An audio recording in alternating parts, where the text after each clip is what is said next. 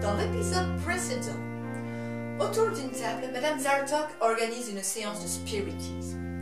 Lors de cette expérience, après avoir attiré un fantôme préhistorique, un extraterrestre, un torero et un cow-boy, c'est enfin l'esprit attendu qui répond. Celui de Lord Obin. L'esprit disparaît avant de terminer sa phrase. Madame Zartok va annoncer qui est l'effaceur de Noël, quand tout à coup, elle s'effondre, assommée. Une ombre s'enfuit, nos deux compères se lancent à sa poursuite. Panique, chez ma grand-père. Cookie? Si t'as pas peur dans le noir, chez ma capette, cache-toi dans un tiroir, chez ma capette, surtout pas dans un placard, sinon... Chez ma capette, il y a le plancher qui craque, chez ma capette, il y a les portes qui claquent, chez ma capette, et t'as les dents du fond qui font... C'est pas parce qu'on porte la jupette qu'on n'a rien dans le ventre ou dans la tête. C'est pas parce qu'on porte des jupons qu'on est casse, on n'a rien dans le pantalon. And the trousers. Même le monstre du Loch Ness a aussi froid aux fesses. Et dans la forêt, on entend les loups qui font. Tu n'es pas à l'abri en ouvrant la penderie de tomber sur une momie qui fait. C'est pas parce qu'on porte la jupette qu'on n'a rien dans le ventre ou dans la tête. C'est pas parce qu'on porte des jupons qu'on est casse, on n'a rien dans le pantalon. Dans le pantalon. Dans le pantalon. Col au manteau.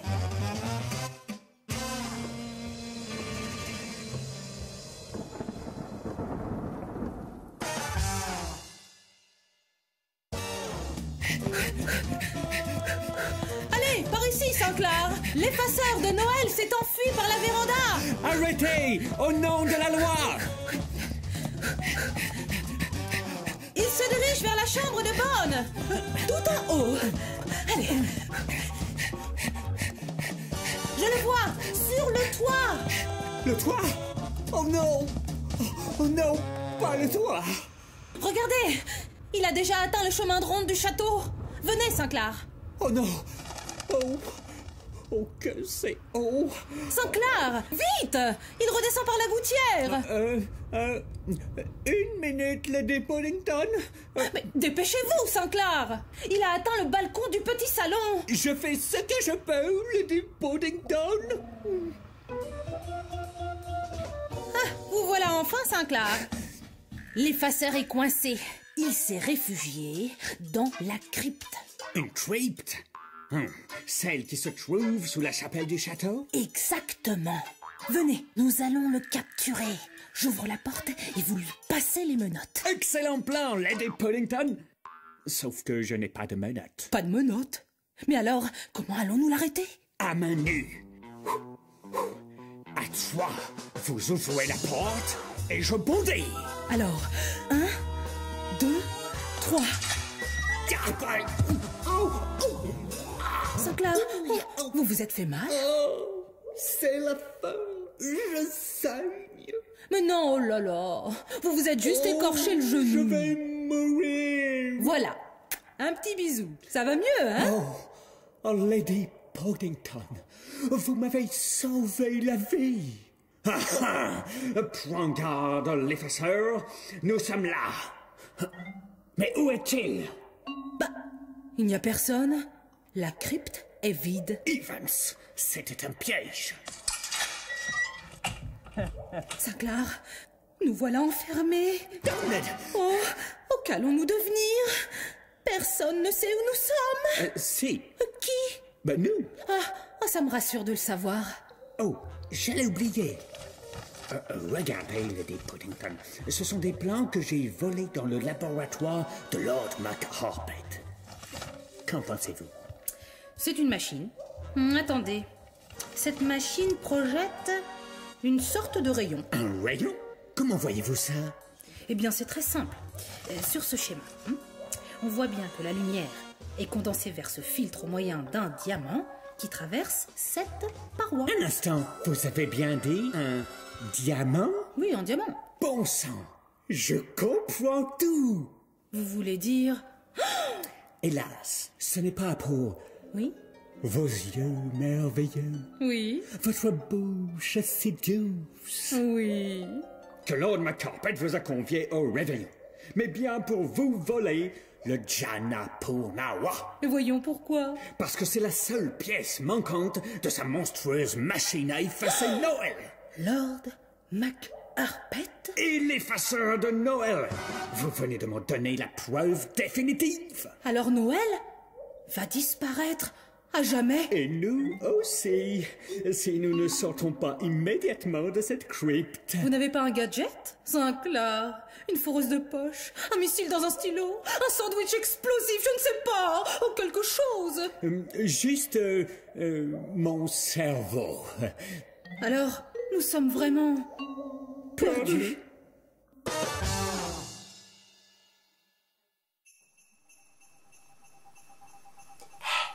Avec moi.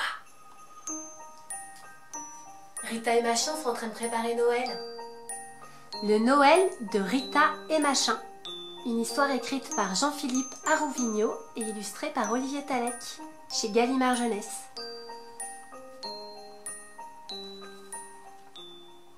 Le Noël de Rita et Machin. Ce soir, c'est la nuit de Noël. Rien n'est encore prêt pour la fête. Vite, Rita et Machin écrivent leur lettre au Père Noël.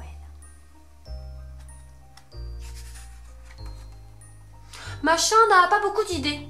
Il voudrait seulement une babale à mordiller, une panoplie de chiens policiers, des croquettes aux anchois, une grosse boîte de langue de chat, des haltères de gymnastique, le grand livre du professeur Caniche, Comment dresser sa maîtresse en 12 leçons. Et cent autres choses encore.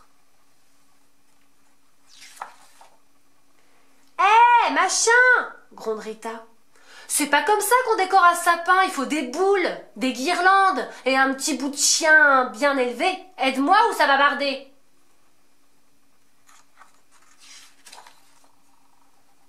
Et ce petit sapin dans un coin, une guirlande de saucisses, des tranches d'andouille, 3 chaussettes qui pendouillent. C'est le sapin secret de Machin. Vite, il faut encore faire la cuisine. Rita prépare son dessert surprise. La bûche au chocolat en poudre et son coulis de potiron. Surtout ne pas oublier de mettre devant la porte le casse-croûte pour le Père Noël et pour ses reines. Je vais t'apprendre Petit Papa Noël, décide Rita. Ce soir, grand concert pour le réveillon. Mais Machin chante comme une casserole, mieux vaut encore un bon vieux rock'n'roll. Maintenant, la fête est finie. Avant d'aller se coucher, Rita a déposé toutes ses chaussures devant le sapin. Mais comment faire pour Machin? Mais tant pis, il n'a pas été très sage, une vieille pantoufle toute mâchouillée suffira bien. Mais qui a grignoté le casse-croûte du Père Noël? Bah, et les carottes pour ses reines. Machin, ventre sur pattes, attends un peu que je t'attrape. Allez au lit, disent papa et maman. Et défense d'aller voir au pied du sapin avant demain matin. Mais que c'est long, toute une nuit à attendre quand c'est la nuit de Noël. Il est minuit. Cette fois, tout le monde est endormi. Soudain, en bas, un bruit de pas, puis un deuxième. Oh oh, il y a quelqu'un dans la maison. Heureusement, Super Machin, le redoutable chien de garde, ne dort que d'une oreille. Gare au mollet, Super Machin va attaquer. Machin, mais tais-toi, enfin. Et si c'était... Vite, Rita et Machin descendent dans le noir. Mais au salon, plus un bruit. Le visiteur est parti. « Catastrophe de catastrophe !» gronde Rita. « Tu as fait peur au Père Noël. » Mais en ouvrant la porte, devinez quoi? Sous le sapin illuminé, le Père Noël a déposé tous les cadeaux dont il rêvait. Tous? Non. Il en manque un. Un gros câlin entre copains. Joyeux Noël, Rita. Joyeux Noël, Machin.